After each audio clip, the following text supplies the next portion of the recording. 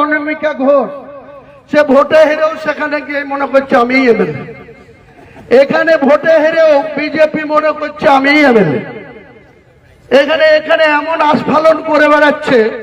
তা আমি শুভেন্দু অধিকারীকে সেদিন বলেছি যে আপনি ভোটে জিতেছেন, আপনার দল জিতেছে, খুব ভালো কথা, কিন্তু মুর্শিদাবাদে আস্ফালনটা একটু কম করতে বলেন।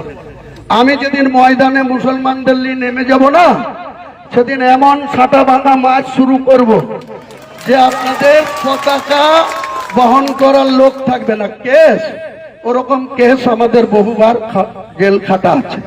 ক হাজার লোককে আপনি বহরমপুর সেন্ট্রাল জেলের যা আয়তন, তাতে 4700-র বেশি 4800 লোক ধরে না। লাখ লাখ লোককে রাস্তায় নিয়ে নামাবো আর সাটা ভাঙা মাছ দেবো আর জেলে যাব। কদিন জেলে রাখতে পারেন, কত খাওয়াতে পারেন,